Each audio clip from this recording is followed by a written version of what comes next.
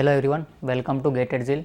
आपको placement preparation या GATE preparation के लिए कोई भी क्यूरी हो तो आप गेट एडजिल में कांटेक्ट कर सकते हैं। तो हमारी जो पाइथन की सीरीज़ है उसमें हमने जो पिछले 2 लेक्चर उनमें फंक्शन और रिकर्शन जो है कंसेप्ट कवर किया है।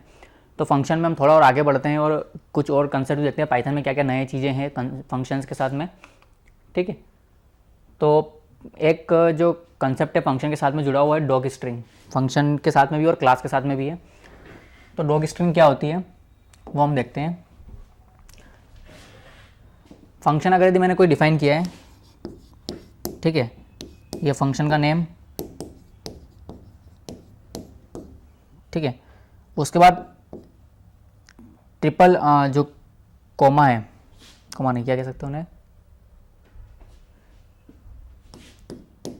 ठीक है, तो ट्रिपल कोट्स में ट्रिपल कोट्स में अगर यदि हम कोई स्ट्रिंग लिखते हैं तो वो स्ट्रिंग क्या कहलाती है, डॉग स्ट्रिंग।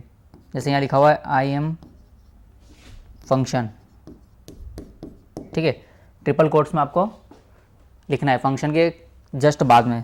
ये हमारा फंक्शन का ये प्रोग्राम का नॉर्मल फ्लो, ये फंक्शन का नॉर्मल फ्लो, ठीक है। तो आपने यहाँ पे क्या लिखा हुआ है, आई एम ए फंक्शन, ये फंक्शन की क्या है, ये डॉग स्ट्रिंग है।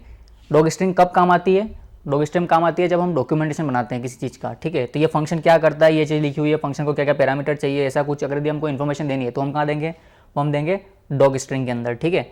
ये फंक्शन है, इस फंक्शन की क्या करता है, कैसे करता है, और जो भी आपको इन्फॉर्मेशन देनी है वो इस आप डॉग स्ट्रिंग में दे सकते हैं। तो ये डॉग स्ट्रिंग क्या करती है, डॉग स्ट्रिंग एक्सेसिबल है कैसे, कि मैंने फंक्शन का नाम फन नेम है और मैंने लिखा fun name dot underscore doc underscore. तो मुझे क्या रिटर्न में मिलेगा, अगर मैं इस तरीके से लिखता हूँ तो मुझे ये डॉग स्ट्रिंग आंसर में मिल जाएगी, ठीक है। मैं इस चीज़ को प्रिंट करता हूँ तो क्या मिलेगा, ये जो यहाँ लिखा हुआ ये मुझे प्रिंट हो जाएगा, ठीक है। तो किसी भी फंक्शन के बारे में अगर मेरे को इन्फॉर्मेशन चाहिए तो हम उसकी डॉग स्ट्रिंग प्रिंट कर सकते हैं, उसके अंदर क्या लिखा हुआ है ये हमें पता चल जाएगा, ठीक है। तो डॉग स्ट्रिंग समझ में आई क्या होती है। आपको ट्रिपल कोट्स के अंदर लिखना है, आप सिंगल कोट भी लगा सकते हैं 3 या डबल कोट्स भी 3 लगा सकते हैं, ठीक है, दोनों वैलिड है, ठीक है। डॉग स्ट्रिंग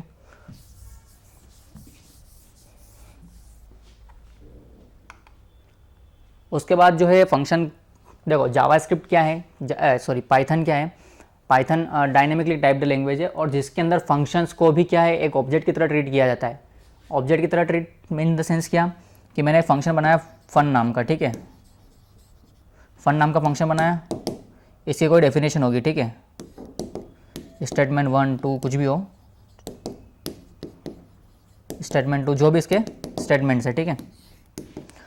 तो ये जो फंक्शन है फन नाम का, ये एक ऑब्जेक्ट है, ठीक है। ऑब्जेक्ट है कि ऑब्जेक्ट मतलब क्या हुआ कि इस पूरी की पूरी डेफिनेशन को, इस पूरे के पूरे सिंटेक्स को मैं किसी वेरिएबल में असाइन कर सकता हूँ। ये कहीं ना कहीं मेमोरी में स्टोर्ड होगा और उसकी कोई लोकेशन होगी जिसको मैं फन नाम के थ्रू एक्सेस करता हूँ, इस पूरी की पूरी डेफिनेशन को फन नाम के थ्रू एक्सेस करता हूँ। लेकिन अगर यदि ये एक ऑब्जेक्ट है तो मैं इस मेमोरी रेफरेंस को किसी और वेरिएबल में कंटेंट कर सकता हूँ। अब मैं लिखता हूँ कि हम फंक्शन कॉल कैसे करते हैं, फन लिखा और ये पेरेंथेसिस लगाए तो फंक्शन कॉल हो जाएगा। लेकिन अगर यदि मैं पेरेंथेसिस ना लगाऊं तो क्या होगा, तो ये जो फन नाम है ये किसको रिप्रेजेंट करेगा, ये एक मेमोरी लोकेशन को रिप्रेजेंट करेगा, या ऐसे ऑब्जेक्ट को रिप्रेजेंट करेगा जिसके अंदर ये सब कुछ होगा, ठीक है। तो मैं किसी भी वेरिएबल में, जैसे मैंने बी इक्वल टू फन लिख दिया, तो बी किसको पॉइंट करेगा, बी भी उसी के सेम कोड को पॉइंट कर रहा होगा, सेम मेमोरी लोकेशन को पॉइंट कर रहा होगा जिस मेमोरी लोकेशन को फन पॉइंट कर रहा होगा। अब मैं बी और उसको कॉल करता हूँ, ऐसे पेरेंथेसिस लगाता हूँ, तो क्या होगा, तो सेम कोड चलेगा, जो काम फंक्शन करता था अब वही काम, जो काम हम फन के थ्रू कर सकते थे वही काम आप बी के थ्रू भी कर सकते हैं। बी और फन क्या हो गए, सेम हो गए, दोनों एक दूसरे क्या हो गए, सिनोनियम हो गए, ठीक है। बात समझ में आई, दोनों क्या हो गए, सिनोनियम हो गए। मैं फन लिख के ऐसे लिखता हूँ, जैसे अपन एग्जांपल ले लेते हैं एक छोटा सा, कि मैंने एक फंक्शन बनाया डिफाइन माई प्रिंट, ठीक है, और मैंने लिखा प्रिंट हेलो, ठीक है, क्या लिखा, प्रिंट हेलो। ये हमारा फंक्शन है। माई प्रिंट को जब भी मैं एक्सेस करूंगा, जब भी मैं कॉल करूंगा माई प्रिंट को, तो क्या होगा, हेलो प्रिंट होगा। अब मैंने क्या किया, मैंने एक नया वेरिएबल बनाया माई प्रिंट 2 और उसको मैंने क्या असाइन कर दिया, माई प्रिंट। माई प्रिंट को मैंने कॉल नहीं किया यहाँ पे, मैंने सिर्फ माई प्रिंट का नाम लिखा है। अगर मैं पेरेंथेसिस लगाता तो माई प्रिंट फंक्शन कॉल होता। यहाँ माई प्रिंट फंक्शन क्या हुआ, कॉल नहीं हुआ है, यहाँ सिर्फ उसका रेफरेंस यूज़ किया गया। तो माई प्रिंट क्या करेगा, जो भी ये ऑब्जेक्ट बना होगा उस ऑब्जेक्ट का रेफरेंस हमें रिटर्न करेगा, और वो रेफरेंस किस में असाइन हो जाएगा, माई प्रिंट 2 में। ठीक है, अब माई प्रिंट 2 और माई प्रिंट क्या करेंगे, सेम चीज़ को पॉइंट करेंगे। ये एक मान लो एक मेमोरी लोकेशन जिसमें प्रिंट हेलो लिखा हुआ है। ठीक है, ये एक ऑब्जेक्ट बना होगा, जो भी है इसके अंदर सारी इन्फॉर्मेशन रखी होगी। इस ऑब्जेक्ट का एड्रेस मान लो 100 है। ठीक है, 100 है।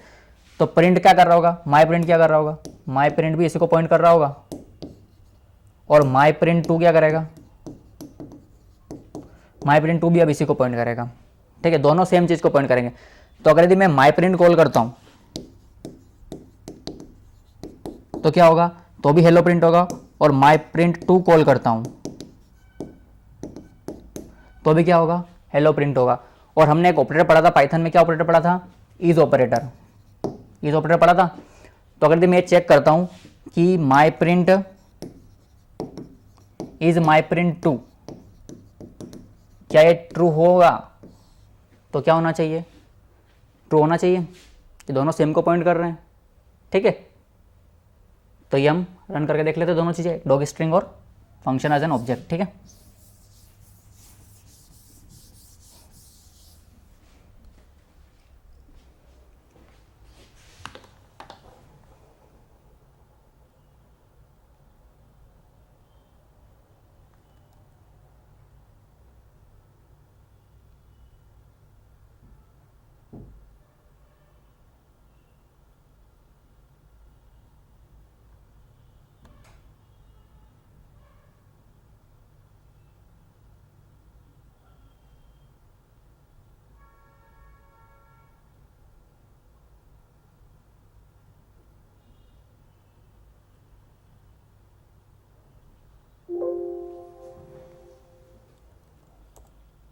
ठीक है। तो हमें क्या करना है, हमें डिफाइन, हम डॉग स्ट्रिंग देख लेते हैं पहले। मैंने क्या डिफाइन फन नाम का मैंने एक फंक्शन बनाया। ठीक है, और इसके अंदर मैं डॉग स्ट्रिंग बना रहा हूँ। ठीक है, मैंने लिखा आई am a function.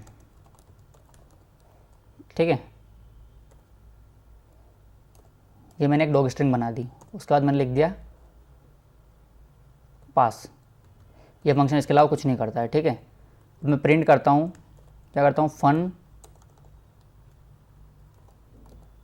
Dot underscore underscore dog underscore underscore. ठीक है, तो मुझे क्या मिलना चाहिए, आई एम ए फंक्शन।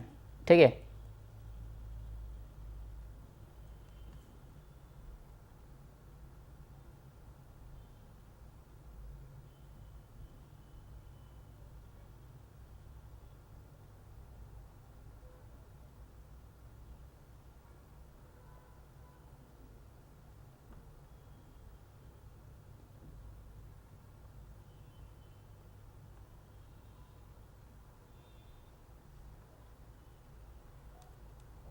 ठीक है, ये हमारी फाइल है, और हम पाइथन रन करते तो क्या मिल रहा है, I am a function.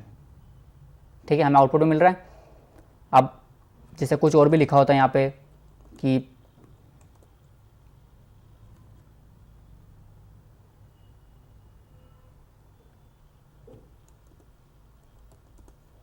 I don't require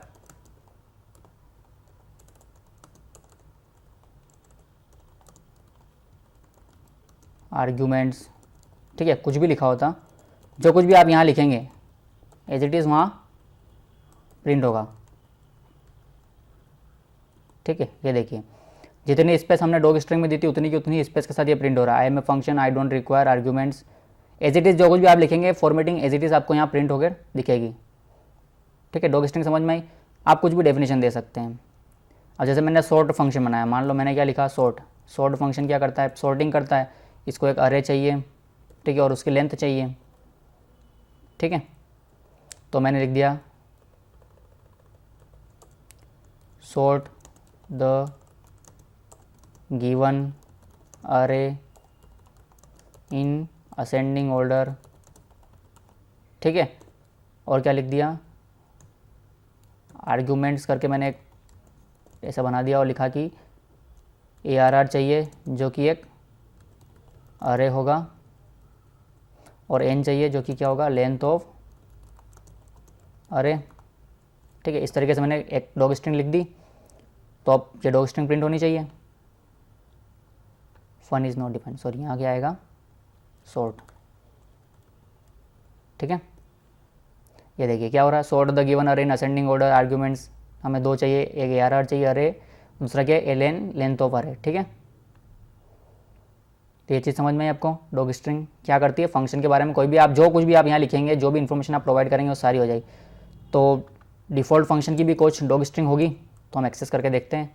जैसे यहाँ एलियन फंक्शन होता है अपना, तो alien dot underscore dog function की कोई है क्या, लेंथ फंक्शन की, तो हम रन करके देखते हैं। ये लिखा क्या, return the number of items in a container. जो भी कंटेनर एलियन फंक्शन में पास होगा उसमें जितने भी एलिमेंट्स होंगे, जितने भी आइटम्स होंगे, उन सबकी क्या कर देगा, ये लेंथ रिटर्न कर देगा। ठीक है, प्रिंट फंक्शन की भी होती होगी कुछ ना कुछ। ठीक है, तो प्रिंट फंक्शन क्या करेंगे, देखिए प्रिंट फंक्शन की बहुत सारी है। प्रिंट वैल्यू कोमा सेपरेटर आप पास कर सकते हैं, एंड आर्ग्यूमेंट आप पास कर सकते हैं। एंड आर्ग्यूमेंट बताया था आपको, कीवर्ड आर्ग्यूमेंट है।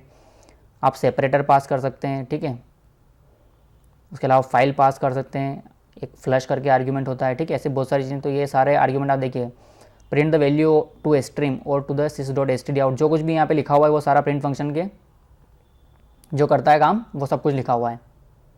ठीक है, डॉग स्ट्रिंग आपको समझ में आई। दूसरा क्या था, फंक्शन एज ए ऑब्जेक्ट। तो मान लो डिफाइन मैंने फंक्शन किया फन नाम का, ठीक है, सम नाम का, मान लो सम ए और बी। ठीक है, ये दो नंबर ए और बी का सम करता है, तो इसे क्या चाहिए, ए और बी 2 नंबर चाहिए, और रिटर्न क्या कर देगा, ए प्लस बी। ठीक है, ये एक फंक्शन है। अब हमने क्या करा है, हम क्या चाहते हैं कि ये सम ए कोमा बी है, इसको मैं किसी और वेरिएबल में असाइन कर देता हूँ। जैसे sum2 नाम का मैंने एक नया फंक्शन बनाया, जिसके अंदर मैंने कर दिया sum_a_b को असाइन किया। तो ये sum_a_b क्या कर रहा होगा, एक किसी ऑब्जेक्ट को रिप्रेजेंट कर रहा होगा। उस ऑब्जेक्ट को मैंने क्या किया, उस ऑब्जेक्ट का रेफरेंस मैंने क्या किया, sum2 में असाइन कर दिया। तो अब मैं sum_a_b कॉल करूँ 2,3, ठीक है, या फिर sum2a,2,3 कॉल करूँ, दोनों मुझे सेम रिजल्ट देने चाहिए, दोनों अब सेम चीज़ हो गए। ठीक है, तो इन दोनों रिजल्ट को हम प्रिंट करते हैं।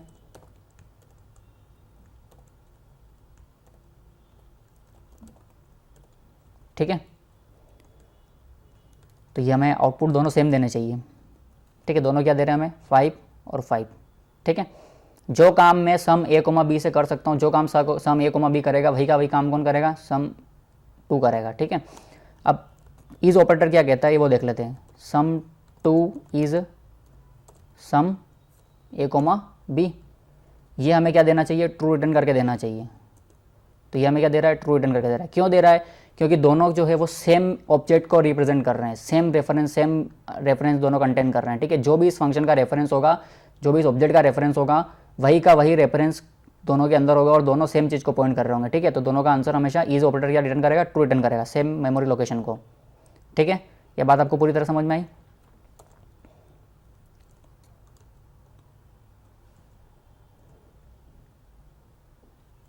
ठीक है, तो हम आगे बढ़ते हैं। तो तीसरा कंसेप्ट है हमारे पास फंक्शंस के अंदर, वो है फंक्शन इनसाइड ए फंक्शन, कि आप फंक्शन के अंदर भी दूसरा फंक्शन डिफाइन कर सकते हैं। ठीक है, कैसे कर सकते हैं, ये हमारे प्रोग्राम का नॉर्मल फ्लो। ठीक है, मैंने एक डिफाइन किया फंक्शन fun1, या फिर आउटर फंक्शन ले लो, चलो आउटर नाम का मैंने एक फंक्शन डिफाइन किया। ठीक है, एक फंक्शन है, इसके अंदर फिर मैंने क्या किया, एक फंक्शन डिफाइन किया, डिफाइन इनर,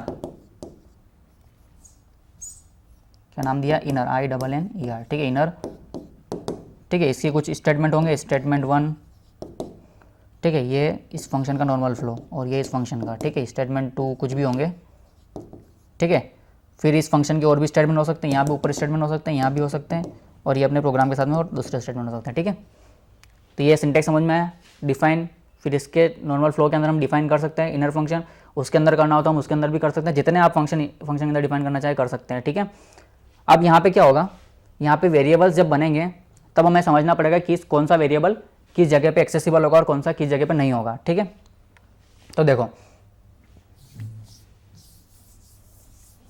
मैं क्या कर रहा हूँ कि मेरा एक आउटर फंक्शन है।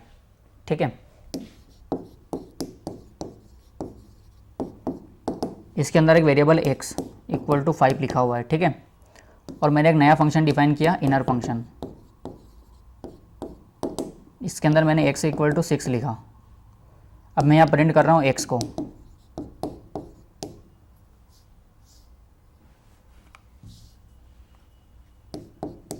ठीक है, और यहाँ मैं प्रिंट कर रहा हूँ x को, ठीक है। उसके बाद मैं इनर को कॉल भी कर देता हूँ, इनर फंक्शन को मैं कॉल भी कर देता हूँ, ठीक है। इसको कॉल करे बिना फंक्शन रन नहीं होगा, ठीक है। और ये बाहर आते ही मैं आउटर को भी कॉल कर देता हूँ, ठीक है। तो देखिए यहाँ क्या होगा, जो हमारा प्रोग्राम का नॉर्मल फ्लो, उसमें पहले कौन कॉल होगा, आउटर फंक्शन कॉल होगा। जब आउटर कॉल होगा तो हमें एक्स वेरिएबल क्रिएट होगा, उसके अंदर क्या वैल्यू आ जाएगी 5। डिफाइन नाम का एक फंक्शन क्रिएट होगा। इस डेफिनेशन से क्या होगा, सिर्फ एक इनर नाम का फंक्शन क्या होगा, क्रिएट होगा, ठीक है। उस कॉल नहीं हुआ अभी। उसके बाद क्या होगा, प्रिंट एक्स लिखा है। तो अब ये एक्स क्या है, ये कौन सा एक्स है, ये वाला एक्स या ये वाला एक्स। तो ये वाला जो एक्स है ये सिर्फ इस इनर फंक्शन के अंदर एक्सेसिबल है, इसके बाहर आप इसे एक्सेस नहीं कर सकते। ये जो स्कोप है, इस स्कोप के बाहर आप इस तरफ नहीं जा सकते। इस तरफ अगर आप इस एक्स को एक्सेस करेंगे तो ये एरर दे देगा, ठीक है। अगर यदि मैंने यहाँ एक्स नहीं बनाया होता और मैं प्रिंट एक्स करता इस फंक्शन के बाहर, तो मुझे रेफरेंस एरर आ जाती कि x is not defined x, ठीक है, नन कुछ भी प्रिंट होता, ठीक है। लेकिन ये एक्स इक्वल टू 6 कभी प्रिंट नहीं होता। क्यों, क्योंकि एक्स जो है ये इस स्कोप के अंदर है, इस स्कोप के बाहर इसको एक्सेसिबल नहीं है। इसके अंदर हम कोई फंक्शन बनाते तो वहाँ एक्सेसिबल होता।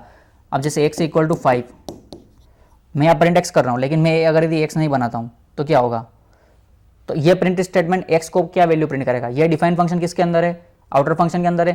तो आउटर फंक्शन के अंदर जितने वेरिएबल बने होंगे वो सारे के सारे इस इनर फंक्शन के अंदर एक्सेसिबल होंगे।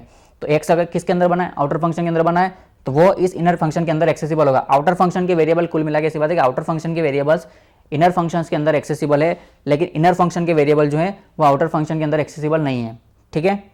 ये बात समझ में आपको, कुल मिला के पूरी बात का कंक्लूजन यही है। तो x इक्वल टू 5 लिखा हुआ है, यहाँ x इक्वल टू 6 लिखा हुआ है, तो ये प्रिंट क्या करेगा, ये वाला x क्या प्रिंट करेगा, ये वाला x प्रिंट करेगा 5। और जब मैं इस x को प्रिंट करूंगा तो ये वाला x किसको प्रिंट करेगा। अब यहाँ पे 2x है, दो डेफिनेशन है, एक इनर फंक्शन का x है, आउटर फंक्शन का। तो हमें किस तरीके से चलना है, हमें सबसे लोअर जो डेफिनेशन एक्सेसिबल है, सबसे लोअर कौन सी डेफिनेशन एक्सेसिबल है, जस्ट इसके ऊपर कौन सा इनर फंक्शन का x है, तो वो x प्रिंट होगा। ये x नहीं होता तो हम इसके बाहर वाले स्कोप में देखते हैं, इस स्कोप में कौन सा x है, इस स्कोप में x अवेलेबल है तो हाँ है, तो वो x प्रिंट हो जाएगा।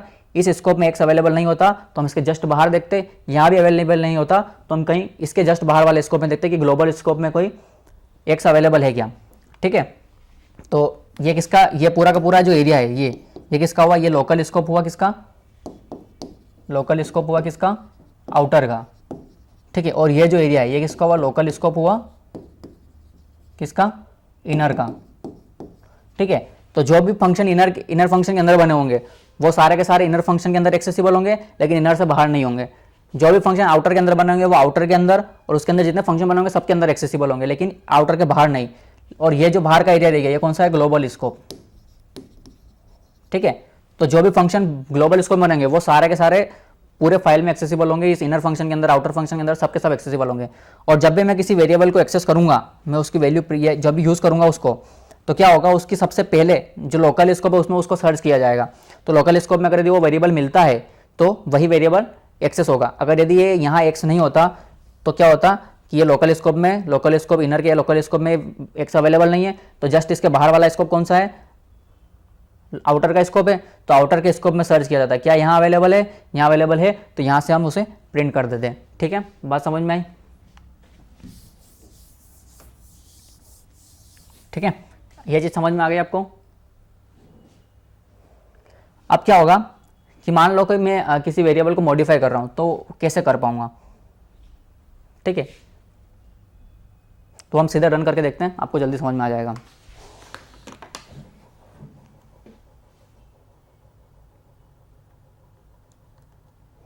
देखो मैंने एक फंक्शन बनाया, डिफाइन आउटर फंक्शन, ठीक है। और ये मैंने डिफाइन करा इनर फंक्शन, ठीक है। मैंने यहाँ लिखा x इक्वल टू 6 और यहाँ लिखा x इक्वल टू 5, और एक ग्लोबल स्कोप में भी एक x है जिसको मैंने कर दिया 4, ठीक है। मैं यहाँ प्रिंट कर रहा हूँ x को, ठीक है। उसके बाद मैं यहाँ प्रिंट कर रहा हूँ x को, और इनर फंक्शन को मुझे कॉल भी करना, अगर मैं कॉल नहीं करता हूँ तो क्या होगा, ठीक है। और यहाँ पे प्रिंट कर रहा हूँ एक्स को, ठीक है। देखिए अभी मैंने किसी फंक्शन को कॉल नहीं किया, सिर्फ फंक्शन की डिफाइन करा है, तो क्या होगा, सिर्फ एक सिंगल एक्स प्रिंट होना चाहिए। कौन सा वाला एक्स प्रिंट होना चाहिए, देखो यहाँ क्या होगा, ये तो ग्लोबल वेरिएबल हो गया, ये लोकल हो गया आउटर का, ये लोकल हो गया इनर का। मैंने यहाँ से अभी तक किसी फंक्शन को कॉल नहीं किया है, तो ये सिर्फ क्या होंगे, ये डिफाइन होंगे, ये एक फंक्शन बनेगा। ये एक्स क्या करेगा, ये एक्स किस स्कोप में है, ये हम प्रिंट कहाँ कर रहे हैं, ग्लोबल स्कोप में प्रिंट स्टेटमेंट है। तो क्या होगा, ग्लोबल वेरिएबल एक्सेस होगा, सीधे सीधे कौन सा वेरिएबल एक्सेस होगा, एक्स, कौन सा, 4 वाला, ठीक है।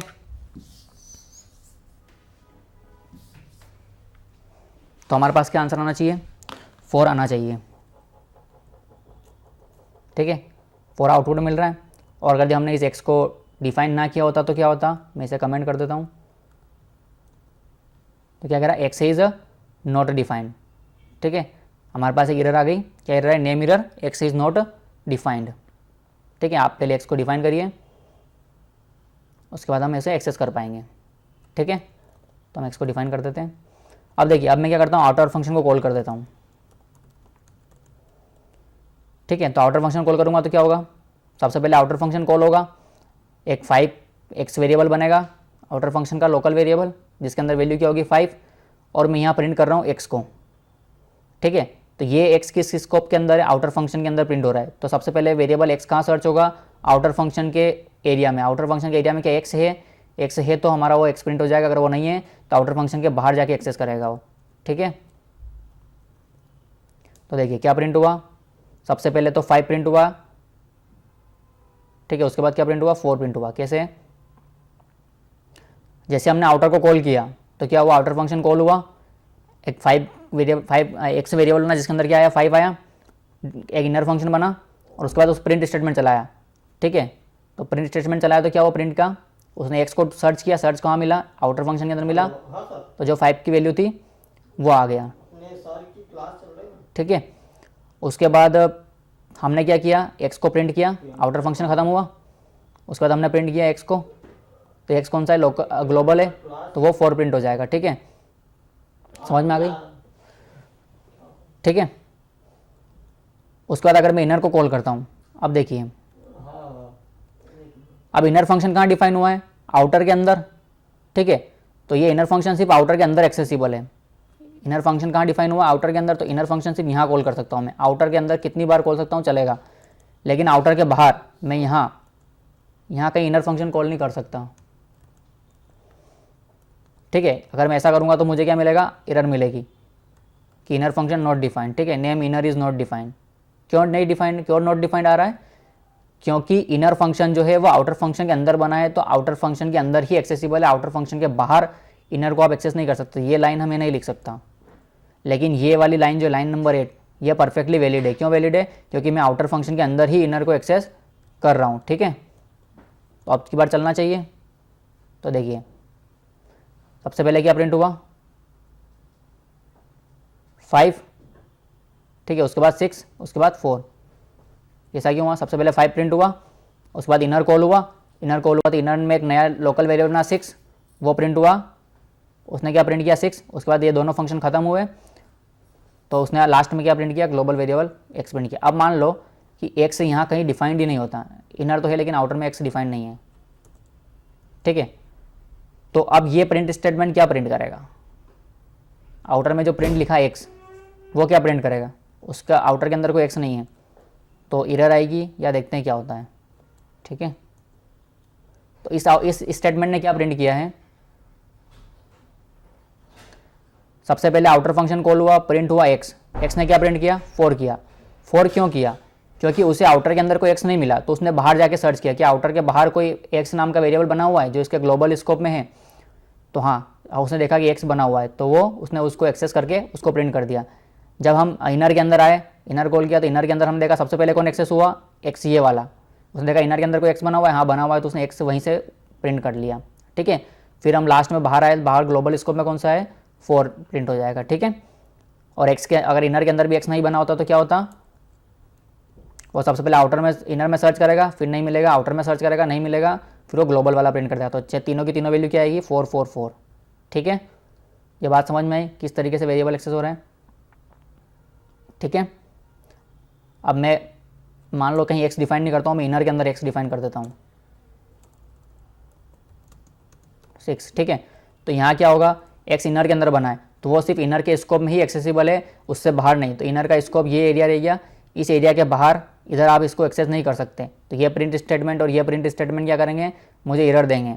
क्यों देंगे, ये और ये क्यों देंगे, क्योंकि ये कहेंगे कि हमारे पास एक्स डिफाइंड नहीं है, ठीक है, name x is not defined, ठीक है। बात समझ में आई?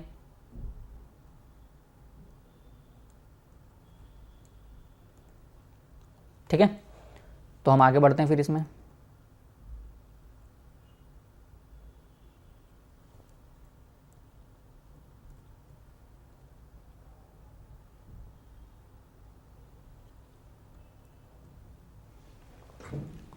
Passing function as an argument, ठीक है।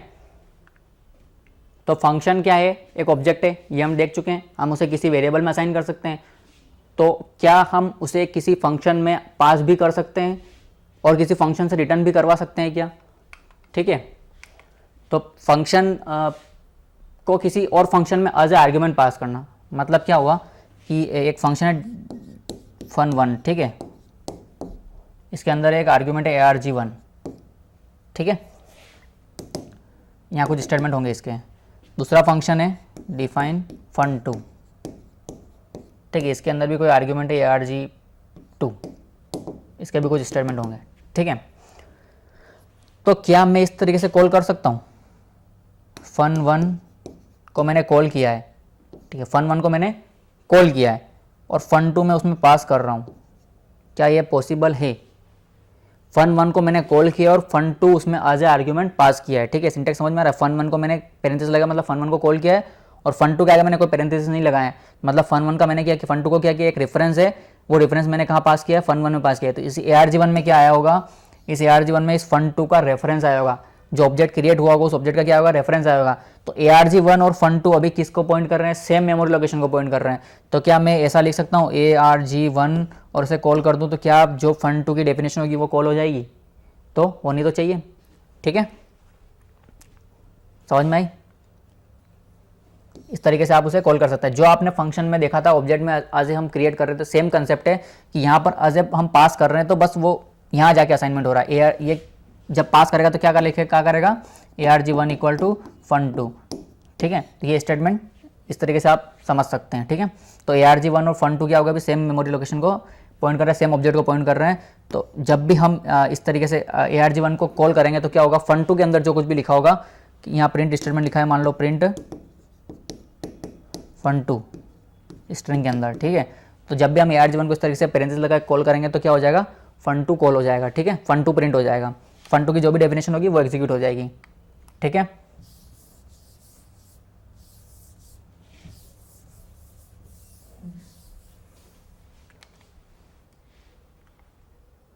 ठीक है, उसके अलावा रिटर्निंग फंक्शंस, ठीक है। तो फंक्शन को मैं पास तो कर सकता हूँ एज ए आर्ग्यूमेंट, तो फंक्शन को मैं किसी और फंक्शन से रिटर्न भी कर सकता हूँ। कैसे कि एक फंक्शन बनाया, अब जैसे हमने कहा था कि इनर फंक्शन हमने बनाया, अब उस इनर फंक्शन को मान लो मुझे बाहर कहीं एक्सेस करना है या बाहर कहीं कॉल करवाना है, तो मैं कैसे करवाऊँगा? मैंने क्या बनाया, डिफाइन इन आउटर फंक्शन बनाया, ठीक है, आउटर फंक्शन बनाया, ठीक है। इसके अंदर मैंने क्या किया, डिफाइन करा इनर फंक्शन। जिस तरीके से आप फंक्शन से वेरिएबल रिटर्न करते हैं उसी तरह से आप फंक्शन भी रिटर्न कर सकते हैं। ये प्रिंट कर रहा है आई एम इनर फंक्शन, ठीक है, आई एम इनर फंक्शन। अब मैं यहाँ कोई फंक्शन कॉल नहीं कर रहा हूँ और मैं इस यहाँ आता हूँ और यहाँ लिखता हूँ रिटर्न इनर, ठीक है। मैं कॉल नहीं कर रहा हूँ इनर फंक्शन को, मैं सिर्फ इनर फंक्शन को रिटर्न कर रहा हूँ। ये डिफाइन की बॉडी है और ये इसकी बॉडी है, ठीक है। बात समझ में आई? मैंने क्या किया, एक आउटर फंक्शन बनाया, उस आउटर फंक्शन के अंदर एक इनर फंक्शन बनाया और मैंने क्या किया, रिटर्न कर दिया, क्या कर दिया, रिटर्न इनर। इनर का मैंने क्या किया, इनर का जो भी रेफरेंस होगा वो रेफरेंस मैंने यहाँ से रिटर्न किया आउटर फंक्शन से, ठीक है। तो अब जब भी मैं प्रोग्राम में नॉर्मल फ्लो में जब भी लिखूंगा, ठीक है, मैंने लिखा, क्या लिखा, variable V R variable equal to मैंने लिखा आउटर को मैंने कॉल किया। तो क्या होगा, जब भी मैं आउटर को कॉल करूँगा तो एक इनर फंक्शन बनेगा, ठीक है, इनर फंक्शन बना और रिटर्न इनर। तो इनर फंक्शन जब भी बना होगा तो उसका जो भी रेफरेंस होगा वो कहाँ रिटर्न हो जाएगा, यहाँ रिटर्न हो जाएगा, और वो किस में आ जाएगा, वेयर टू में आ जाएगा। तो जब भी मैं इस तरीके से अब कॉल करूँगा वेयर टू को, तो क्या होगा, वेयर टू किसका रेफरेंस का कंटेंट करता है, इनर फंक्शन का, ठीक है। और जब मैं वेयर टू को पेरेंथेसिस लगाऊँ तो इनर फंक्शन का जो कुछ भी कोड होगा वो एग्जीक्यूट हो जाएगा, ठीक है, वो कॉल हो जाएगा। तो ये क्या प्रिंट करेगा, जब भी मैं ऐसा कॉल करूँगा तो आई एम इनर फंक्शन, ठीक है। ये चीज़ समझ में आई। जब भी आप फंक्शन को रिटर्न करते हैं तो एक रेफरेंस रिटर्न, तो उस फंक्शन का क्या होता है, रेफरेंस, वो जो ऑब्जेक्ट बना था, हमने क्या कहा, फंक्शन जो है एक ऑब्जेक्ट की तरह ट्रीट होते हैं। तो जब भी आपने एक फंक्शन क्रिएट करा होगा तो उसका एक रेफरेंस होगा, वो रेफरेंस रिटर्न होगा, और उस रेफरेंस के साथ में जब भी ऐसे पेरेंथेसिस लगाऊंगा तो क्या होगा, उस फंक्शन की डेफिनेशन कॉल हो जाएगी, ठीक है। बात समझ में आई। आप किसी भी वेरिएबल में स्टोर कर सकते हैं उस फंक्शन को जब भी रिटर्न करवाएंगे, ठीक है। ये चीज़ें आपको ध्यान रखनी है, ये हमारे आगे यूज़ में आएगी सारी चीज़ें, ठीक है। तो ये दोनों चीज़ हम रन करके देख लेते हैं।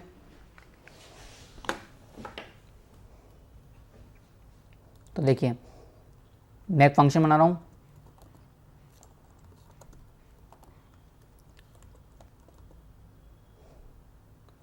ठीक है। ये प्रिंट क्या करता है,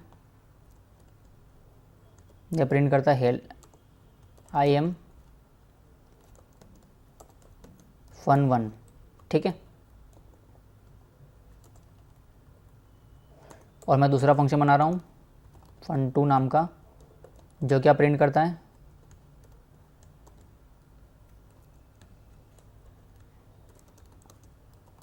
fun2, ठीक है। सिंपल से फंक्शन है fun1 और fun2। अब मैं क्या करता हूँ, हमें पास करना है तो हमें कहीं आर्गुमेंट रिसीव करने पड़ेंगे, ठीक है। मैंने ARG रिसीव किया, ठीक है, और मैंने क्या करा, ARG को कॉल कर दिया। अब मैं क्या करता हूँ, fun1 को कॉल करता हूँ और उसके अंदर मैं क्या पास करता हूँ, fun2, ठीक है। तो क्या होगा, fun2 का जो कुछ भी रेफरेंस होगा वो रेफरेंस कहाँ जाएगा, ARG में जाएगा। और fun2 एक्चुअल में क्या एक फंक्शन है, तो जब भी मैं ARG के आगे पेरेंथेसिस लगाऊंगा तो क्या होगा, fun2 की डेफिनेशन कॉल होगी। तो सबसे पहले क्या होना चाहिए, इसका फ्लो समझते हैं। तो क्या होगा, fun2 fun1 कॉल हुआ तो fun2 यहाँ पास हुआ ARG में। जब मैंने ARG को कॉल किया तो क्या होना चाहिए, ये डेफिनेशन कॉल होनी चाहिए। तो क्या प्रिंट होना चाहिए, आई एम fun2 सबसे पहले प्रिंट होना चाहिए, ठीक है। उसके बाद क्या होना चाहिए, उसके बाद ये डेफिनेशन चलेगी। जब ये फंक्शन कंप्लीट हो जाएगा तो ये कंट्रोल कहाँ रिटर्न होगा, यहाँ से यहाँ, ये स्टेटमेंट फिनिश। उसके बाद कहाँ, यहाँ आएंगे हम, तो प्रिंट आई एम fun1, तो क्या होना चाहिए, आई एम fun1 प्रिंट होना चाहिए, ठीक है। तो ये हमारा रिजल्ट आना चाहिए। तो हम देखते हैं क्या रिजल्ट आता है हमारा, ठीक है।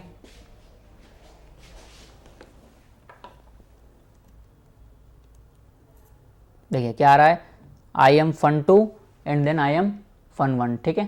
तो दोनों हमारा जो हमने जो रिजल्ट एक्सपेक्टेड किया, हमारा एक्सपेक्टेड रिजल्ट था, वही हमें आउटपुट में मिला है, ठीक है। अब मान लो ये फंक्शन कुछ कंप्यूटेशन भी कर रहा होता तो जो कुछ भी कोड उसके अंदर लिखा होगा सारा एग्जीक्यूट होगा, उसके बाद ही नेक्स्ट वर्किंग परफॉर्म होगी, ठीक है। अब फंक्शन के अंदर फंक्शन कैसे डिफाइन कर सकते हैं हम, रिटर्न कैसे करेंगे वो भी हम देख लेते हैं। मैंने लिखा डिफाइन आउटर नाम का फंक्शन है हमारा एक, ठीक है। और उसके अंदर मैं डिफाइन कर रहा हूँ इनर नाम का फंक्शन, ठीक है। और मैंने क्या किया है कि इनर फंक्शन के अंदर लिख दिया मैंने print I am inner function, ठीक है। और आउटर फंक्शन में क्या कर रहा हूँ, रिटर्न कर रहा हूँ इनर फंक्शन को, ठीक है। और जब भी मैं आउटर फंक्शन को कॉल करूँगा तो क्या होगा, एक मेरे पास ऑब्जेक्ट रिटर्न हो गया आएगा, ठीक है। तो उस ऑब्जेक्ट को मैं वेरिएबल में असाइन कर लेता हूँ, ठीक है। और अगर यदि मैं फिर वेरिएबल को कॉल करता हूँ तो क्या होगा, जो ऑब्जेक्ट हमारे पास रिटर्न हो गया आया था वो कॉल होना चाहिए, ठीक है। ये अभी हम समझ चुके हैं। इनर फंक्शन एक ऑब्जेक्ट है, एक ऑब्जेक्ट फंक्शन क्या होगा, एक ऑब्जेक्ट ट्रीट होगा। तो ये जो इसका ऑब्जेक्ट बनेगा, वो ऑब्जेक्ट हमने यहाँ से रिटर्न किया, वो ऑब्जेक्ट रिटर्न किया तो वो किस में हमें असाइन किया, वेरिएबल में असाइन किया। और जब वेरिएबल को मैं पेरेंथेसिस लगा के कॉल करूँगा तो क्या होगा, इनर फंक्शन की जो डेफिनेशन होगी वो डेफिनेशन पूरी की पूरी एग्जीक्यूट होगी, ठीक है। तो क्या प्रिंट होना चाहिए, आई एम इनर फंक्शन, ठीक है। तो क्या प्रिंट हुआ हमारे पास, आई एम इनर फंक्शन, ठीक है। अब देखिए कि मान लो कोई वेरिएबल यहाँ है बना हुआ x = 6, ठीक है। और मैं प्रिंट कर रहा हूँ x, ठीक है। अब हमने यहाँ पर क्या किया है, हमने यहाँ पर क्या किया है कि x जो है वो बाहर वाले उसमें है, किसमें, बाहर वाले फंक्शन में, ठीक है। x जो किस में बना हुआ, आउटर फंक्शन में। ये वेरिएबल यहाँ एक्सेसिबल है, हम अभी देख चुके हैं, ठीक है। स्कोपिंग हम देख चुके हैं कि आउटर वेरिएबल जो है वो आउटर स्कोप के वेरिएबल इनर स्कोप में एक्सेसिबल है। लेकिन अब क्या हो रहा है कि मैं इस फंक्शन को रिटर्न कर रहा हूँ, तो मैंने तो सिर्फ इतनी डेफिनेशन रिटर्न करी है, ठीक है। आउटर फंक्शन जब मैंने इनर फंक्शन रिटर्न किया मतलब क्या हो, मैंने ये डेफिनेशन रिटर्न करी है, ठीक है। तो इस x का क्या होगा, इस x की वैल्यू क्या होनी चाहिए, क्या x 6 प्रिंट करेगा या कुछ और। तो जब भी हम इनर फंक्शन को रिटर्न करते हैं ना, तो उसके बाहर के स्कोप के जो भी वेरिएबल्स होते हैं, ठीक है, वो सारे भी उस फंक्शन के साथ लिंक्ड रहते हैं, ठीक है। जब ये फंक्शन हम रिटर्न करेंगे तो ये जब ऑब्जेक्ट बना होगा तब इस ऑब्जेक्ट में इन सारे वेरिएबल्स का एक्सेसिबल होगा, ठीक है। तो इस प्रॉपर्टी को हम कहते हैं क्लोजर्स, ठीक है। ये फंक्शन, ठीक है, ये फंक्शन, ठीक है, विथ इट्स क्लोजर क्या होते हैं, function with its lexical environment, ठीक है। तो लेक्सिकल इन्वायरमेंट मीन्स क्या, ये फंक्शन है, इस फंक्शन के बाहर और इसके स्कोप के जितने भी वेरिएबल्स है वो सारा क्या मिलके क्या क्रिएट करते हैं, एक लेक्सिकल इन्वायरमेंट क्रिएट करते हैं। तो ये फंक्शन और इसके बाहर का ये इन्वायरमेंट, ये फंक्शन, ये एक्स वेरिएबल और कुछ भी वेरिएबल होते हैं जो यहाँ बने हुए होते हैं, तो वो सारे के सारे वेरिएबल्स और कुछ और फंक्शन डिफाइन होते हैं, वो सब कुछ क्या करते हैं कि इन्वायरमेंट क्रिएट करते हैं और वो फंक्शन उस इन्वायरमेंट के साथ रिटर्न होता है, ठीक है। तो यहाँ जब भी रिटर्न होगा तो पूरा फंक्शन क्या होगा, इस इन्वायरमेंट से रिटर्न होगा। तो ये एक्स भी क्या होगा, जब भी हम कहीं बाहर जाके भी इसको कॉल करेंगे, वेरिएबल को मैं कॉल करता हूँ, तो ये एक्स इक्वल टू 6 प्रिंट होगा, ठीक है। बात समझ में आई, ठीक है। क्लोजर का मीनिंग याद रखिएगा, function with it lexical environment, मतलब ये फंक्शन और इसके बाहर के जो भी वेरिएबल्स होंगे, जो भी लिंक्ड होंगे, वो सारे के सारे इसके अंदर एक्सेसिबल है। तो वो सारे के सारे मिलकर क्या क्रिएट करेंगे, एक लेक्सिकल इन्वायरमेंट क्रिएट करेंगे, ठीक है।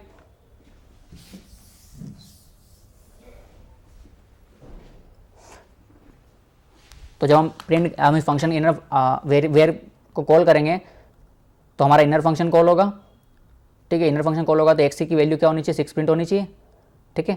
तो एक्स की वैल्यू क्या प्रिंट हो रही है, 6 प्रिंट हो रही है, ठीक है। बात समझ में आई। लेकिन अगर यदि एक्स यहाँ नहीं बना होता और बाहर बना होता तो भी एक्स की वैल्यू जो भी होगी 9 ले लेते हैं, तो एक्स की वैल्यू 9 प्रिंट होनी चाहिए, ठीक है। ये 9 प्रिंट हो रहा है। ये फंक्शन इसके आउटर स्कोप में कहीं भी बनाओ वेरिएबल, वो हमेशा यहाँ एक्सेसिबल रहेगा। लेकिन इस डिफाइन इनर के अंदर मान लो एक और फंक्शन होता, डिफाइन इनर 2, ठीक है, और उसके अंदर x इक्वल टू 6 लिखा होता, ठीक है। और अब मैं x को प्रिंट कर रहा हूँ बाहर वाले फंक्शन इनर में, तो ये वैलिड नहीं है, ठीक है। ये फिर से वही बात आ जाएगी कि ये आउटर फंक्शन में x को एक्सेस करना है तो आउटर इसके बाहर वाले कहीं भी स्कोप में डिफाइन होना चाहिए, ये x नहीं चलेगा, ठीक है।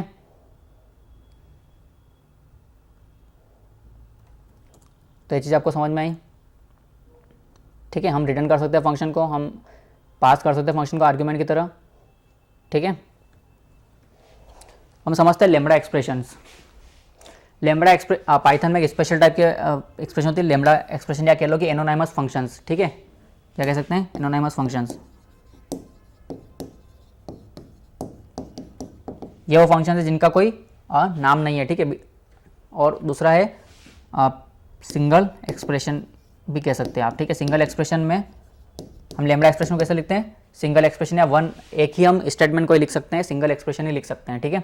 जैसे फंक्शन डिफाइन करने का तरीका क्या है, आपको लेम्बडा कीवर्ड है पाइथन रिजर्व पहले से, ठीक है। उसके बाद वो फंक्शन कौन कौन से आर्ग्यूमेंट लेगा वो आपको यहाँ बताने पड़ेंगे, ये 2 आर्ग्यूमेंट लेगा x और y, उसके बाद आपको कोलन लगाना है और उसके बाद आपको वो एक्सप्रेशन लिखनी है, सिंगल एक्सप्रेशन जो आप इस फंक्शन के थ्रू एग्जीक्यूट करवाना चाहते हैं, ठीक है। तो मैंने क्या लिखा, मैंने x प्लस वाई, मुझे सम करो, और सिंगल एक्सप्रेशन होगी तो जो भी आउटपुट आएगा वो ये फंक्शन रिटर्न कर देगा, ठीक है।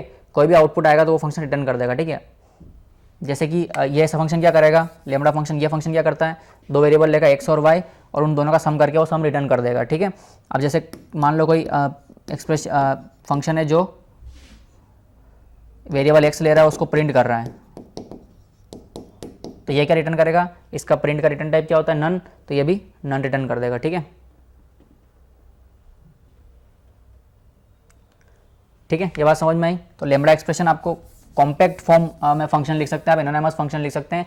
जो फंक्शन छोटे छोटे हैं, आपको सिंगल स्टेटमेंट में लिखना है तो उनके लिए आपको लॉन्ग फंक्शन बनाने की जरूरत नहीं। जैसे सम नाम का फंक्शन है तो मैं सम के लिए क्या करूँगा, मुझे डिफाइन करना है सम एक्स कोमा वाई, फिर रिटर्न कीवर्ड लिखना है एक्स प्लस वाई। तो ये जो दो लाइन है इनको मैं किससे लिख सकता हूँ, सिंगल लाइन में लिख सकता हूँ, lambda x comma y x plus y. ठीक है, बात समझ में आई? ठीक है, तो लेमड़ा एक्सप्रेशन समझ में आई आपको? आप बहुत सारी चीज़ें कर सकते हैं लेमड़ा एक्सप्रेशन, और भी हम आगे देखेंगे जब हम लिस्ट कॉम्प्रेशन वगैरह पढ़ेंगे, तो लेमड़ा एक्सप्रेशन वहाँ पे बहुत ज़्यादा यूजफुल है। ठीक है, तो लेमड़ा एक्सप्रेशन को हम एक बार रन करके देख लेते हैं।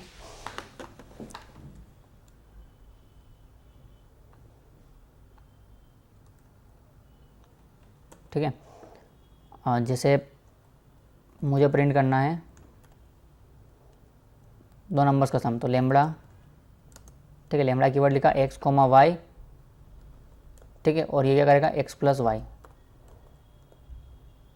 ठीक है, तो एक्स कोमा वाई जो है 3,2 दे रहा हूँ मैं। ठीक है, 2,3।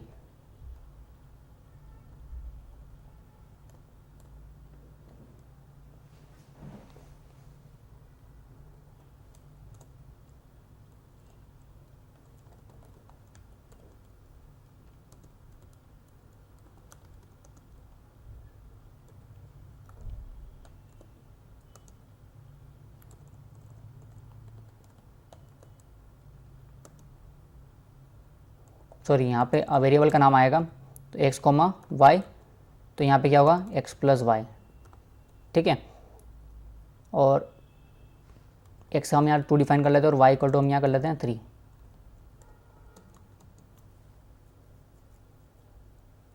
तो क्या चलेगा, देखते हैं रन करके। सॉरी, ये किसने क्या किया, एक लेमड़ा का ऑब्जेक्ट रिटर्न किया है। ठीक है, लेमड़ा फंक्शन ने क्या किया, एक लेमड़ा का ऑब्जेक्ट रिटर्न किया है, तो हम इस ऑब्जेक्ट को किसी फिर वेरिएबल में असाइन कर सकते हैं। ठीक है, तो ये पूरा का पूरा स्टेटमेंट को मैं क्या करता हूँ,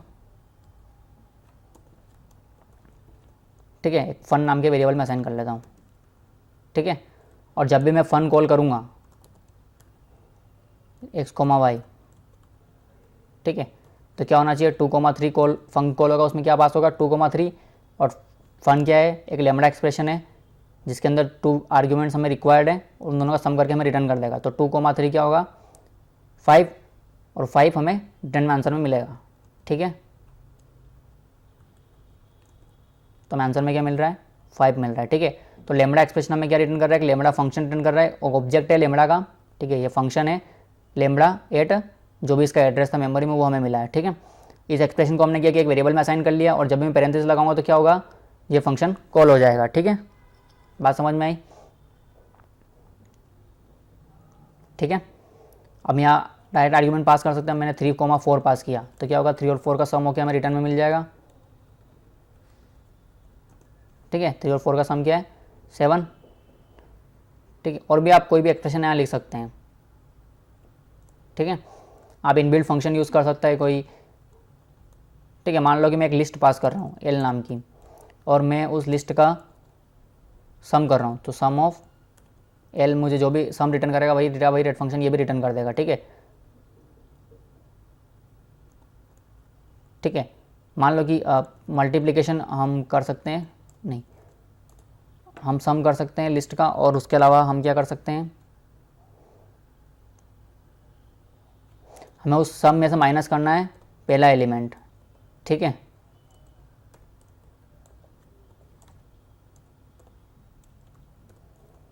ठीक है, तो मैंने एक लिस्ट बनाई,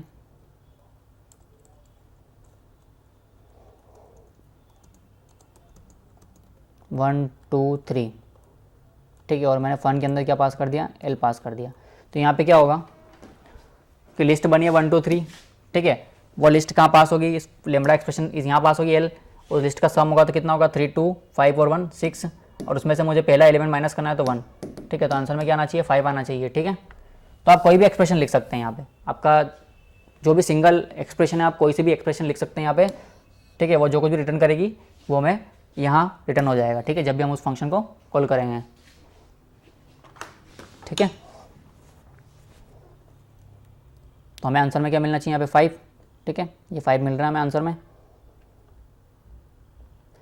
लेमड़ा फंक्शन का और भी यूज़ हम देखेंगे। अब जब हम कुछ इनबिल्ट और फंक्शन पढ़ लेते हैं तो उनमें वहाँ यूज़ आएगा हमारे पास लेमड़ा एक्सप्रेशन का, ठीक है।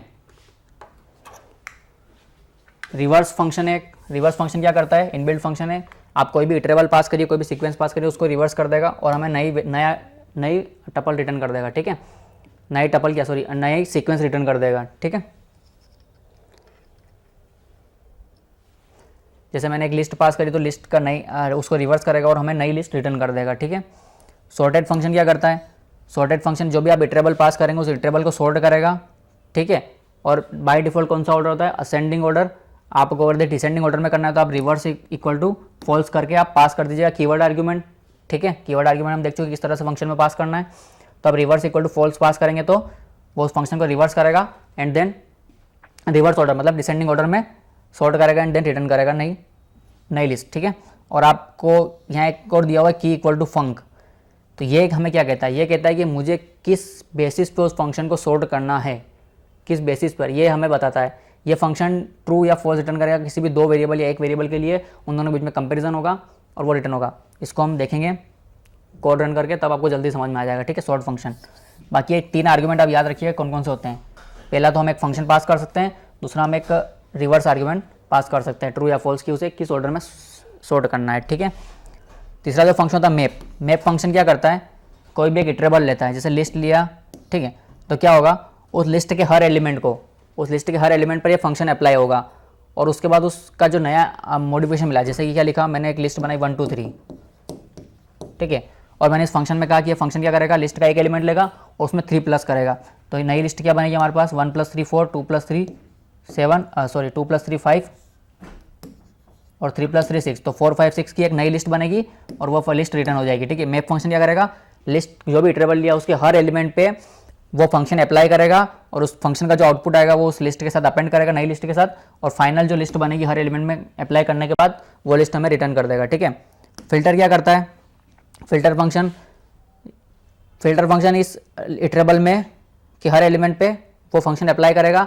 अगर ये ट्रू आता है तो वो उस एलिमेंट को अपने पास रख लेगा और फॉल्स आता है तो उसको डिस्कार्ड कर देगा। जैसे क्या लिखा हुआ है, एक लिस्ट लिखी हुई है, ठीक है, 1 2 3 4 5 6, 1 2 3 4 5 6, और मैंने कहा कि मुझे इवन नंबर इस लिस्ट में से फिल्टर करना है।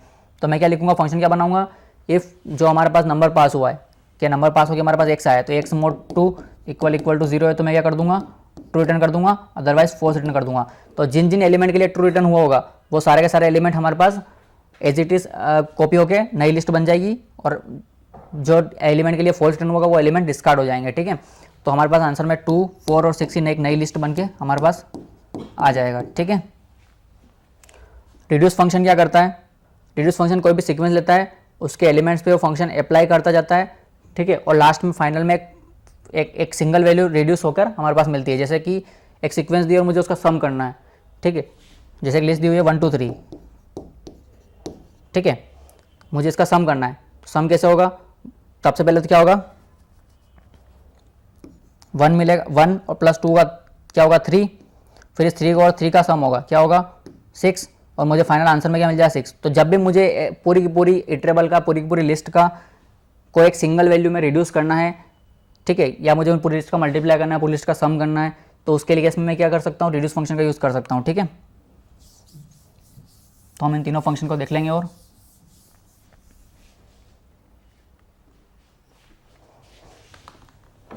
ठीक है। तो रिवर्स फंक्शन को हम सबसे पहले देख लेते हैं।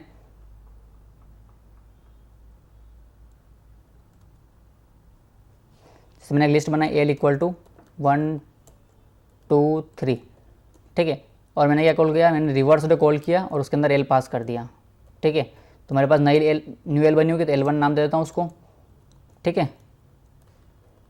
इसको भी लिस्ट ये रिवर्स डे ऑब्जेक्ट रिटर्न करेगा, ठीक है, तो उसे लिस्ट में कन्वर्ट करना पड़ेगा हमें, प्रिंट एल और प्रिंट L1 भी करता हूँ, ठीक है। देखिए अब यहाँ पे क्या होगा, ये एक रिवर्स्ड ऑब्जेक्ट रिटर्न करेगा, ठीक है, तो उसको हमें लिस्ट में टाइपकास्ट करना पड़ेगा। तो अभी हम देखते हैं, देखिए हमारी L तो 1 2 3 थी और यहाँ पे क्या हुआ, एक reverse iterator, list reverse iterator type का एक ऑब्जेक्ट आया, ठीक है, लिस्ट रिवर्स इटरेटर टाइप का एक ऑब्जेक्ट आया, ये क्लास बनी हुई है, उस क्लास का एक ऑब्जेक्ट बना हुआ है, वो इस रिवर्स मेथड ने रिटर्न किया है, ठीक है। Return in reverse iterator over the values of given sequence. ठीक है, तो हम इसको टाइप कास्ट कर लेते हैं, किस में टाइप कास्ट कर लेते हैं, लिस्ट में। ठीक है, तो अब हमारी L1 क्या हो जाएगी, एग्जैक्ट सही साइड। देखिए 1 2 3 तो एज इट इज़ है, इसमें कोई चेंज नहीं, और इसकी जो रिवर्स सीक्वेंस थी वो क्या है 3 2 1, और वो किस में है, L1 में है। ठीक है, बात समझ में आई। रिवर्स फंक्शन कहता है जो लिस्ट हमने पास करी उसको रिवर्स करेगा और नई लिस्ट हमें रिटर्न करके देगा, नया ऑब्जेक्ट रिटर्न करके देगा, उसको हम लिस्ट में कन्वर्ट कर सकते हैं, या किसी भी टाइप कास्ट कर सकते हैं, आप टपल में टाइप कास्ट कर सकते हैं। ठीक है, ठीक है, आप 3 2 1 टपल में आ गया। ठीक है, आप जिसमें भी चाहे उसमें टाइप कास्ट कर सकते हैं, सेट में कर सकते हैं। ठीक है, सॉर्ट मेथड क्या करेगी, जैसे कि कोई भी रैंडम लिस्ट है, L इक्वल टू 1 4 2 6 3 से 8 9। ठीक है, एक लिस्ट है, अब इसको क्या करना है, सॉर्ट करना है, तो सॉर्टेड फंक्शन है हमारे पास,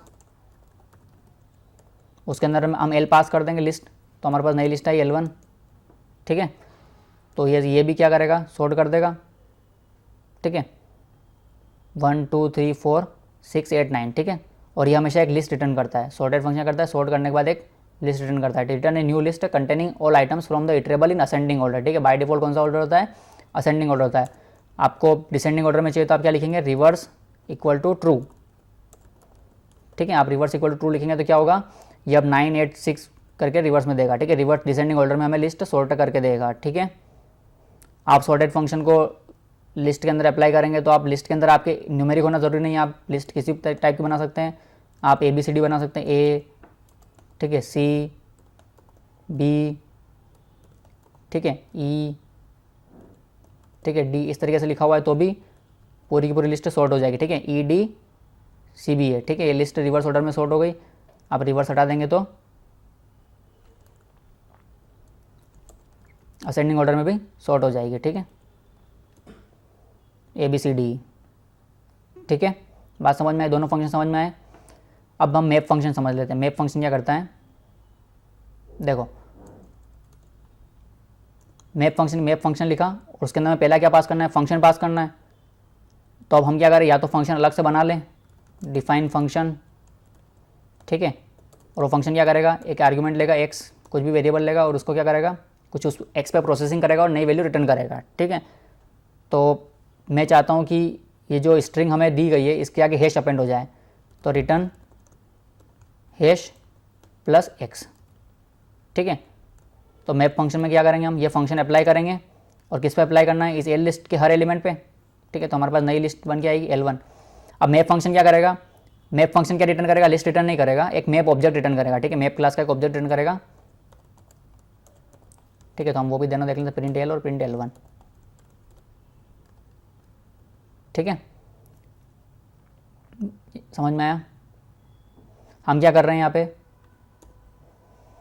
मैप क्या करता है, एक फंक्शन लेता है। ठीक है, वो फंक्शन के अंदर इस लिस्ट का हर एलिमेंट पास करेगा और उसके ऊपर कुछ प्रोसेसिंग करके नया एलिमेंट रिटर्न होगा, और उस रिटर्न लिस्ट का क्या, रिटर्न एलिमेंट क्या करेगा, एक मैप ऑब्जेक्ट में असाइन करके हमें रिटर्न कर देगा। ठीक है, देखिए यहाँ पे क्या हुआ, हमारी L तो एज इट इज़ थी, लेकिन मैप फंक्शन ने क्या रिटर्न किया, एक मैप ऑब्जेक्ट रिटर्न किया। अब इस मैप ऑब्जेक्ट को हम टाइप कास्ट कर सकते हैं लिस्ट में। ठीक है, लिस्ट में कर सकते हैं, टपल में कर सकते हैं, आपकी जो इच्छा उसमें आप टाइप कास्ट कर सकते हैं। ठीक है, तो देखिए ABCD था, ACBED, तो A के आगे हैश अपेंड हो गया, C के आगे हो गया, B के आगे हो गया, E और D, जिस ऑर्डर में पहला एलिमेंट गया होगा उसी ऑर्डर में हमारे पास हैश अपेंड होके नए एलिमेंट आए और वही रिटर्न हो गए। ठीक है, ये बात समझ में आई, मैप फंक्शन समझ में आया। अब देखिए, अब ये फंक्शन क्या था, ये फंक्शन बहुत छोटा था, तो हम इस तरह से डिफाइन करने के बजाय हम लेमड़ा एक्सप्रेशन भी लिख सकते हैं। यहाँ पर लेमड़ा एक्सप्रेशन कैसे लिख सकते हैं, कि इस फन की जगह मैं क्या लिखता हूँ, lambda anonymous function lambda x लेगा और क्या रिटर्न करेगा, हैश प्लस x। ठीक है, तो ये भी हमें सेम आउटपुट देगा जो हमारा वो फंक्शन दे रहा था। ठीक है, ये देखिए हैश के आगे सारे एलिमेंट के आगे हैश अपेंड हो गया। ठीक है, आप चाहे तो क्या कर सकते हैं, आप चाहे तो उनको डुप्लीकेट कर सकते हैं कि जो भी स्ट्रिंग आ रही है उसमें 2 का मल्टीप्लाई हो जाए, स्ट्रिंग के साथ 2 का मल्टीप्लाई करेंगे तो क्या होगा, स्ट्रिंग रिपीट हो जाएगी। ठीक है, A C C B B E और D D। ठीक है, मैप फंक्शन समझ में आया। हमारे पास क्या फंक्शन था दूसरा, फिल्टर फंक्शन, ठीक है। तो फिल्टर फंक्शन क्या करता है,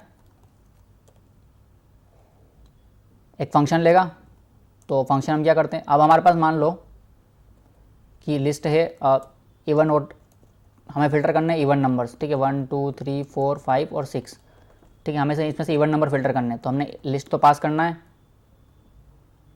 ठीक है। अब फंक्शन क्या कहता है, फंक्शन हम फिर से लेमड़ा एक्सप्रेशन लिख सकते हैं, यहाँ पे लेमड़ा एक वेरिएबल लेगा, जो भी एलिमेंट लेगा वो लेगा, उसके बाद हमें क्या चेक करना है, ठीक है। हम एक सिंटेक्स और समझ लेते हैं, इसको समझने से पहले पाइथन में कंडीशनल ऑपरेटर नहीं होता है, ठीक है। सी प्लस में आपने पढ़ा हो तो ये कंडीशनल ऑपरेटर होता है, यहाँ कंडीशन होती है, कंडीशन ट्रू तो एक्सप्रेशन 1 एग्जीक्यूट होगी, अदरवाइज एक्सप्रेशन 2 एग्जीक्यूट होगी, ठीक है। ये एक सी या सी प्लस प्लस वगैरह में कंडीशनल ऑपरेटर होता है। यहाँ पे हम इसको किस तरीके से लिखते हैं, यहाँ पे हम इफ एल्स की मदद से लिखते हैं कि ट्रू रिटर्न करो या कुछ भी करो इफ कंडीशन ट्रू, ठीक है, कंडीशन एल्स का कोड यहाँ लिखा रहता है, ठीक है। मतलब यहाँ कुछ एक्सप्रेशन 1 है, exp1 if condition true otherwise exp2, ठीक है। इस तरीके से आप इस तरीके से आप कंडीशनल ऑपरेटर पाइथन लिख सकते हैं कि कंडीशन अगर ट्रू हुई तो ये एक्सप्रेशन 1 करो, अदरवाइज एक्सप्रेशन 2 एग्जीक्यूट करो, ठीक है। ये कंडीशनल ऑपरेटर पाइथन में होता है, ठीक है। तो ये आप ध्यान रखिएगा, तो बताना मैं भूल गया था कंट्रोल स्टेटमेंट के टाइम पर, ठीक है। तो हम उसका इसी का यूज़ करेंगे यहाँ पे। वैसे तो हम डायरेक्ट भी ट्राई कर सकते हैं, हम लिखा एक्स मोड 2, ठीक है। एक्स मोड 2 लिखा तो क्या होगा, देखो एक्स मोड 2 लिखा तो क्या होगा, 2 है तो 2 मोड 2 क्या होगा, 0 रिटर्न होगा, ठीक है। अब 0 अगर रिटर्न होगा तो हमें क्या करना है, हमें 2 को एज हमारे पास लिस्ट में रखना है, हमें इवन नंबर फिल्टर करना है या रिटर्न फिल्टर करना है इवन नंबर, ठीक है। दो तरीके हमारे पास यहाँ इस लेमड़ा एक्सप्रेशन लिखने के। हमें क्या करना है, हमें इवन नंबर फिल्टर करने हैं।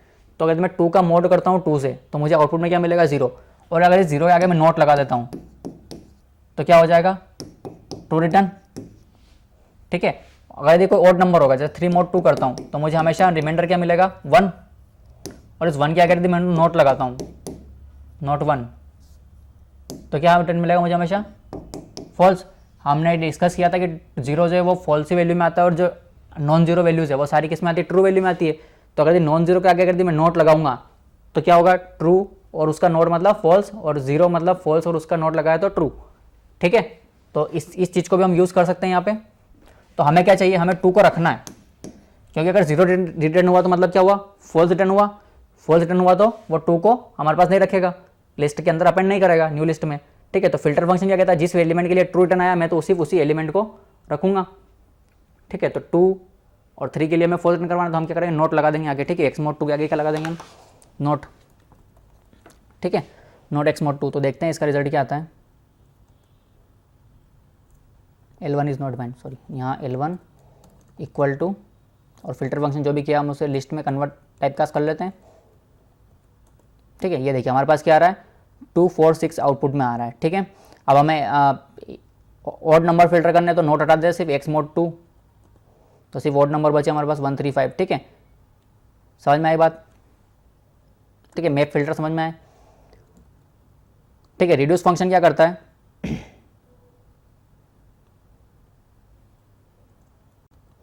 जैसे मुझे लिस्ट का सम करना है तो मैं क्या लिखूंगा, रिड्यूस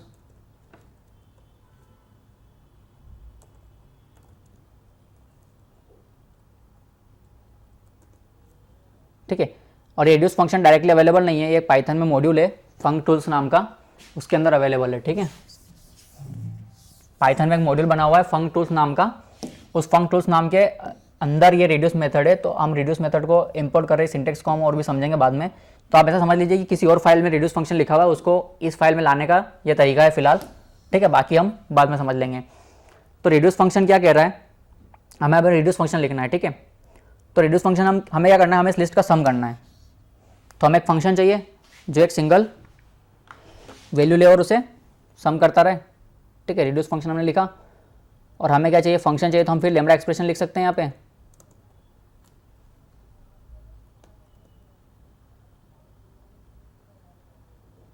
ठीक है।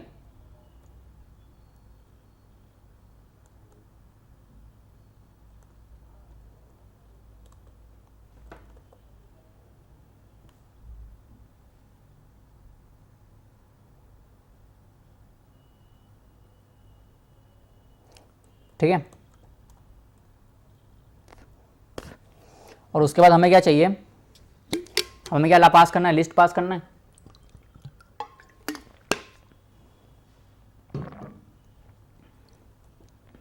तो लिस्ट हमारे पास क्या है, एल में है, और हमें लास्ट में एक फाइनल वैल्यू मिलेगी, तो हम उसे किसी वेरिएबल में असाइन कर लेते हैं। ठीक है, एक्स ले लेते हैं या फिर रिजल्ट नाम का वेरिएबल ले लेते हैं, और हमें क्या चाहिए, रिजल्ट। ठीक है, इसको रन करके देखते हैं क्या होता है। हमें क्या मिला, 21। 21 क्या है, पूरी लिस्ट का सम, 1 से 5 तक 15 और 6 21। ठीक है, मुझे सारे एलिमेंट्स का मल्टीप्लाई करना है, तो मैं क्या लगा दूंगा, यहाँ पे मल्टीप्लाई का साइन लगा दूंगा। ठीक है, तो 720 इन सब का मल्टीप्लिकेशन है। ठीक है, लैम्ब्डा एक्सप्रेशन समझ में आपको कहाँ यूज़फुल है, जहाँ आप छोटे छोटे फंक्शन लिखने हैं, छोटी छोटी एक्सप्रेशन लिखनी है, वहाँ आप लैम्ब्डा फंक्शन का यूज़ कर सकते हैं। और मैप फिल्टर रिड्यूस फंक्शन आपको समझ में आए, रिड्यूस फंक्शन क्या करेगा, लिस्ट में लेगा, उसके हर एलिमेंट पे इटरेट करेगा और उन सबको कंबाइन करके एक फाइनल रिजल्ट हमें दे देगा। ठीक है,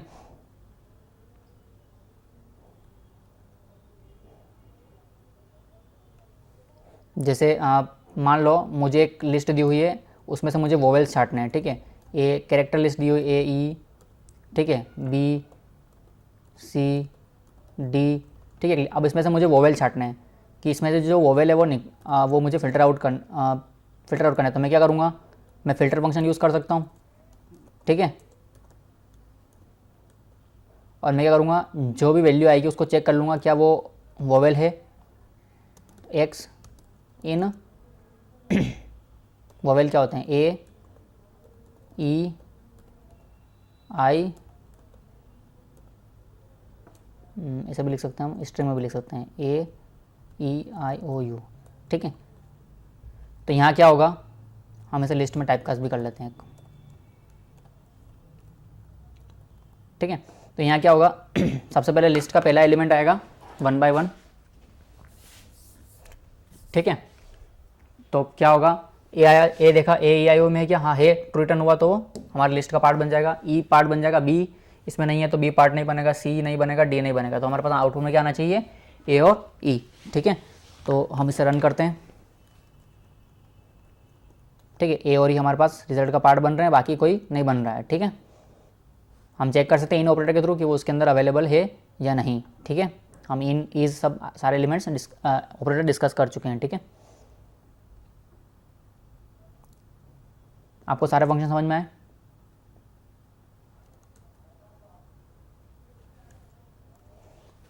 ठीक है, तो आज के लिए इतना ही। फंक्शंस में हम लगभग कंप्लीट कर चुके हैं फंक्शन हमारा। इसके बाद हम नेक्स्ट लेक्चर में उप्स वगैरह डिस्कस करेंगे। उप्स का कंसेप्ट क्या होता है, क्लासेस क्या होती है, ऑब्जेक्ट क्या होते हैं। ठीक है, तो थैंक यू। उसके अलावा आपको गेट एट जिल में जो भी क्यूरी हो आप कॉन्टैक्ट कर सकते हैं जिल पर। और हमारी एप्टीट्यूड की सीरीज़ भी चल रही है, तो आप एप्टीट्यूड की सीरीज़ भी देख सकते हैं। हम यूट्यूब पे लाइव आते हैं मंडे टू फ्राइडे शाम को। ठीक है, थैंक यू।